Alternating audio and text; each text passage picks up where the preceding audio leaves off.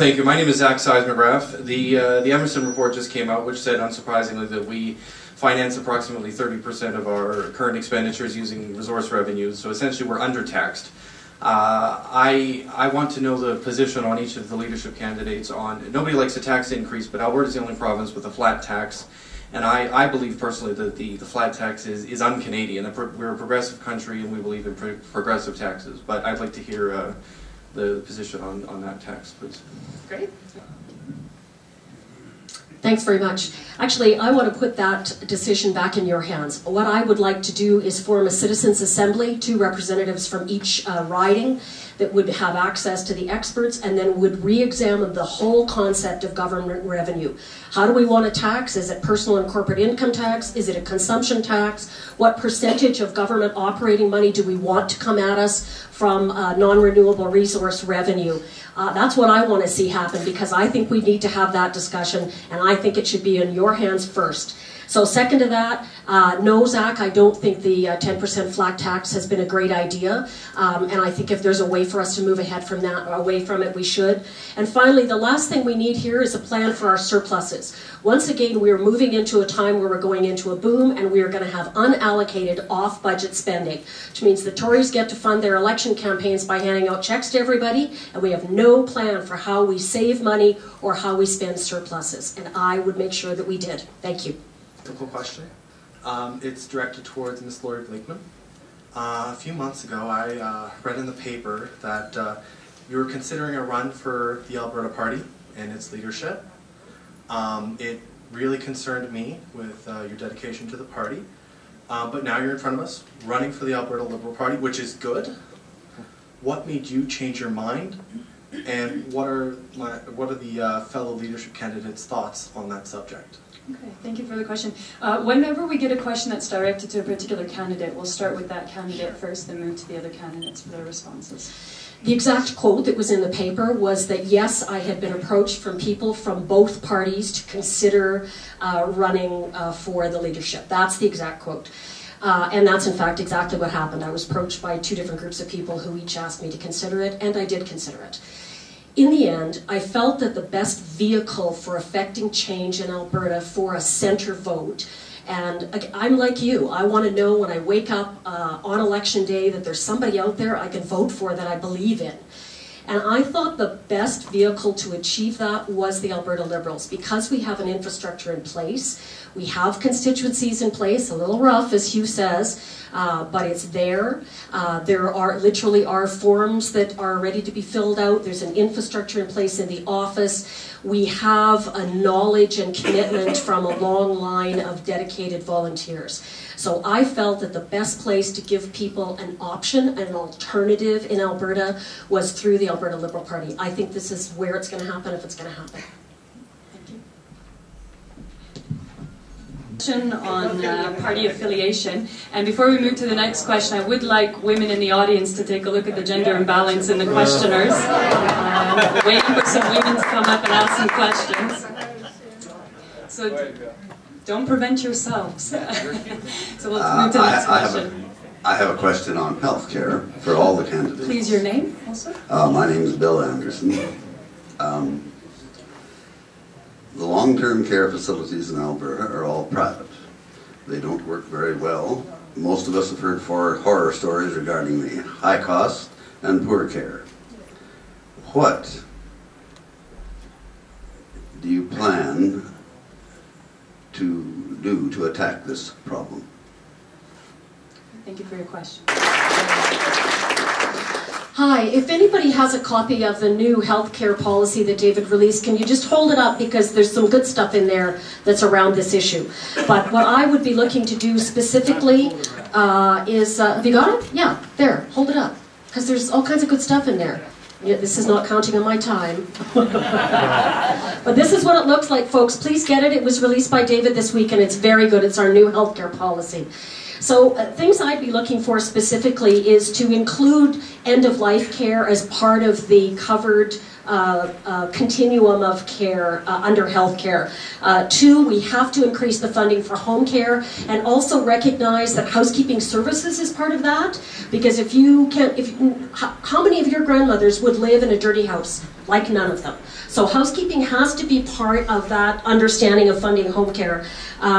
We need more subacute, but we also need to not let the Tories do tricks of language. We do have long-term care facilities here. They have a medical component to them, but we also have assisted living and supported living, in which the government has funded private business to build private facilities for people that don't need the medical component. Don't get tricked by this. So they've basically subsidized private business to build these buildings, and that must stop. So fund long end-of-life care, including long-term care and palliative care. Get people healthier overall so they don't need that help. Fund health care, fund subacute care. Thank you. Thank you. Thank you. So I'm going to remind the candidates to stick to the 60 seconds or less, because we do have a number of people in the row there, and actually given time we may be able to accommodate everybody in the row plus approximately 2 more questions. So I'll be much chagrined if only one woman asks a question throughout the entire list. Thank you. Wonderful, that's 2. Okay, so hopefully if you do want to ask a question, you're going to have to get in line, and I'm going to cut it off there in about a minute or so. If you want to line up, then we'll take the questions that will line up right now, but at that point we'll have to cut it off in order to end on time. And I'll make an executive decision to fit in all the questions. We're going to decrease the response times from 60 seconds to 50 seconds. So you're all professional politicians. I'm sure you'll be able to cope with that here. So what we're going to do is move to the question again. My name is Alex Bossé, and as you can hear at my accent, I'm French. And I'm just wondering, because Alberta was building with two cultures, like French and English. And as I can see now, it's like pretty much only English. And lots of stuff happening, like St. Thomas Hospital, where you have old people, or the government's supposed to funding money for those old people to be in a French place, because some of them are having Alzheimer and stuff like that. And what's happening, I mean, I like everybody, you know, but you get some French people there, and sometimes some places become free, so you have too much people who speak in English, so they decide to put them there. But now you get almost half of the English people and half French, where it's supposed to be all French. Then I'm thinking that the French are losing lots of it. So what can you do to help the French culture in Alberta? Merci beaucoup pour votre question. So we're going to move to the candidates here, and we're going to start actually with... Thanks very much. The short answer to your question is change the policy, because right now the policy for entrance into long-term care is on a first spot open, and therefore people are told if they don't take the spot that's come open that's been identified, they go to the back of the list, and in desperation that's what they take. So they're being inappropriately put in the facilities that you're talking about. So one, change the policy so that we do recognize the specialized cultural units. I have one in the general for the Menga, which is an entire Chinese Mandarin wing. All the aides speak the language. It's decorated that way. The food is that way. The music is that way. But if we're going to go to the effort of building that between the government and the community, then we need to reserve those spots for the people that need to use it. So change the policy. And may I also make a pitch for the funding of the French artistic community, which is very strong in Edmonton, but arts can always use funding. Thank you. Thank you. A reminder again to stick to the timing. Thank you. My name is John Dodds from Edmonton, McLean. My question has to do with the communications between the party office, the party board indeed, and the caucus.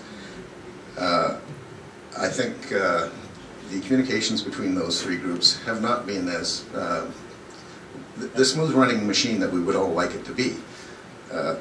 So I'm wondering if you agree or disagree with me, and what would you propose to do to rectify the situation if you do agree with me? Thank you. Thank you for your question. So we're going to start here at the beginning of the table with Laurie. Oh yes, I think you'd find that all of us in caucus have not been happy with the way that is. The way it's structured right now is we have one of us is chosen by the leader to be a caucus liaison person, and they're supposed to attend the meetings and report back to caucus, but sometimes we get overwhelmed and we run short in meeting times and we actually don't know what's going on. And as a result, people have asked for us to come out and speak to annual general meetings and things, and we didn't even know there was an invitation. So then people think we're being snotty and ignoring them, and that we just didn't know it was happening. So what can we do to improve it? I think there has to be, I talked about accountability when I was laying out my vision, and I think we need to have particular protocols put in place about timing and how often that's reported, and make it a regular part of all of our meetings, and not leave it to an ad hoc basis. Did I make the time this time? You didn't stand up, okay. Yeah, 5 seconds, but you made the time. So next, we'll go to the next question. Actually, after this question, in order to make sure that we don't go too drastically over time, we're going to ask the questioners to keep their questions to 30 seconds rather than 45. I'm sure we can all transform ourselves and be malleable. So we're going to move to this question, but it's after yourself that we'll go down to 30 seconds. Hi, my name is Mike Butler. I got involved in politics about 4 years ago. I ran for election in Millis Beaumont federally twice. And the reason why I got involved in politics, my wife was murdered 4 years ago. And it was my brother that murdered her. My brother was living on the street, he was mentally ill, he had no place to live and no help for the family. As a family, my mom and I went out to Adak and we went to the police and asked for help. And there was none at that time. And in my opinion, lack of action by the government is one of the reasons why it happened. It's not the only reason, but it's one of the reasons. And so my question would be, I guess there's one thing I want to add in there. I went into the police station about a month ago now, and I asked if they had help now, 4 years later, and they still have nothing for families. So I want to know how we can correct that, how we can make Edmonton a safer, Alberta, sorry, a safer, better place, and better for everyone to live in. Thank you. Thank you, sir. I think your question actually deserved much more than 45 seconds, so I appreciate the question. I was the health critic when that tragedy happened to your family. There was something that came out of it. We ended up with community treatment orders, but what that does is allow the state to force someone to comply with their medication, which is another whole civil rights discussion. Really, this is a Liberal issue, because people with mental health issues usually don't vote, so nobody else cares what's happening to them. And we're Liberals, and we do care. We care how the most vulnerable in our society are looked after. A couple of things that we can do. One, reinstate the Mental Health Board. Two, vigorously implement the Children's Mental Health Strategy. Someone diagnosed with schizophrenia at 25 probably had it at 16, and we don't catch it for a long, long time. We have to continue with our Housing First strategies, because that houses them first so they're not homeless and running around. And lastly, fund the NGOs that deliver health services in the community. It saves us money. Thank you. We unfortunately only have about 15 minutes left, so what I'm going to do is we won't be able to get through the whole slew of questions. We'll be able to get through the next 3 questions of people standing in line. So we'll make the cutoff there. If you can keep it to 30 seconds. Oh, there's 4. Okay, 4. Actually, I see another woman. We're going to insist on gender balance. Absolute power corrupts absolutely, doesn't it? So we're going to take those 4 questions. What we're going to do, though, is ask you, keep it to 30 seconds, and the responses, please, 45 seconds. The most engaging part of the whole evening. What we can do is, we'll see whether we can squeeze a few more minutes out of that, but in the meantime, we'll aim for the next 4 questions. Okay, I was going to ask a question on mental health, because without mental health there's no health. But since you've addressed that very well, I'll change my question now that I have the microphone. Would you please tell me what main difference you see between the Alberta Liberals and the Alberta Party, and would you be open to a merger, discussing a merger with them at some point? Okay, so I'm going to actually keep you to very quick responses of 30 seconds on this question so that we can move through. And that's not to deride the questions, to move through quickly to the questioners. So we're going to start with... I can't tell you what their policies are. They're vague beyond belief. But I know what the Alberta Liberal policies are, and so do you, because they're posted on our websites, and we release them regularly. Clearly, I'm open to coalitions. I am open to working on an issue-by-issue basis with a whole bunch of other people. So no, I'm not going to say that I wouldn't work with them. I think a long time from now, we may well be the same party.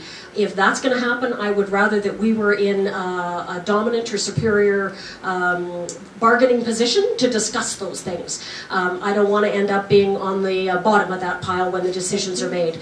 But it has to be grassroots driven. I'm not driving this. It has to come from the bottom. Thank you.